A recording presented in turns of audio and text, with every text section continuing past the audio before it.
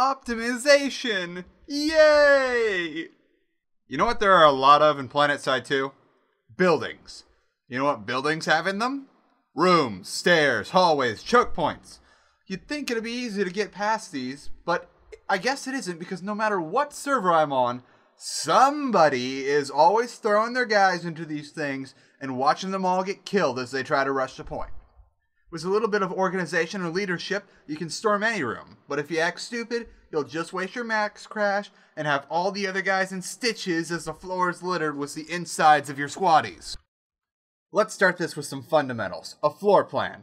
Look at all those nooks and crannies that the enemy can hide in if they're doing a good job of defending. That's a lot of blue rebels holding a freedom kegger on your point, isn't it? Now, let's look at that same room from the perspective of someone entering it. Well, would you look at that? You can't see any of those dudes hiding in there as you walk in. And if you turn to face one of them, you're still gonna get your face shot in by everyone else in the room. So the question I'm trying to ask here is, why the f do you keep on having guys going alone or only in pairs? How can you rationalize that as being effective at all? Man, I really gotta stop losing my cool like that. Look, I know it's hard to get public squads together like that, but you have to make an effort. Even if you just hang back and use proximity voice chat to tell people to hang around until you've got maybe 4 or 5 guys together, it makes a world of difference when trying to storm a room that holds a control point. People will understand that logic most of the time, and if they don't, they're probably not going to help you much anyway.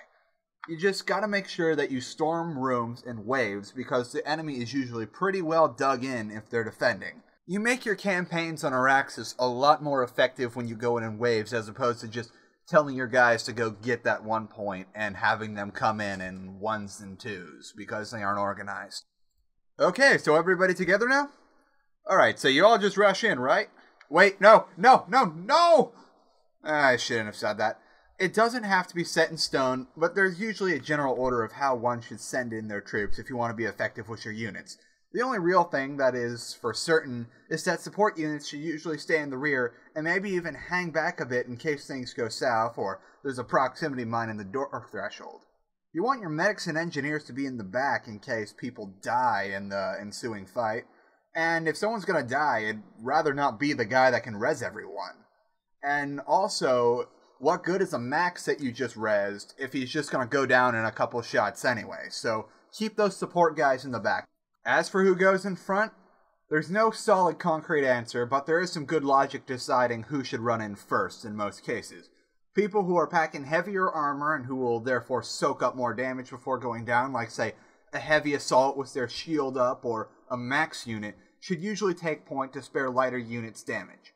Soldiers carrying close-range weapons with high spread should also stay towards the front, maybe right behind your big guys. So you know what that means if you've got 2 soldiers standing very close behind one another? Down in front! Seriously.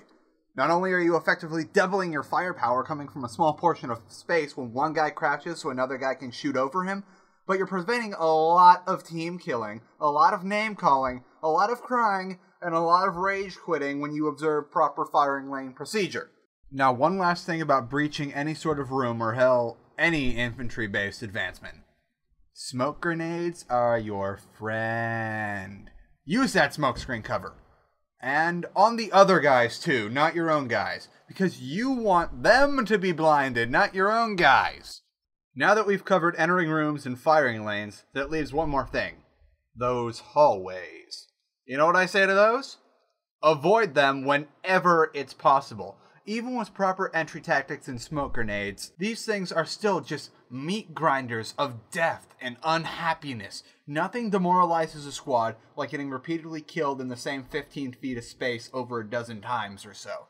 So, if you have the option between a hallway and maybe going around the building or jumping on the roof, take the thing that is not the hallway.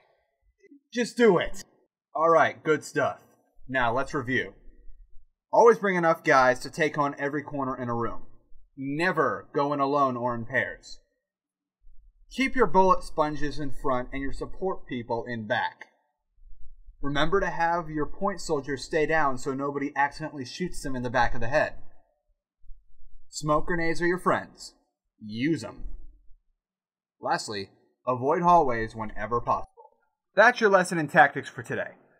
Remember that this is only the basics of entering rooms, and that you should always use these to find more tailored strategies for your leadership style and the play style of your squad mates. If you like this video, or you just like me in general, be sure to hit that like button and share this video to all your friends. Be sure to like me on Facebook and to subscribe to my channel so that you can get all my videos as soon as they come out and learn a new lesson in leadership every Saturday. I swear it's coming out on time next week. I promise. Now, if you'll excuse me, I will be testing that NC beer keg for intelligence, yeah. Intel, yeah.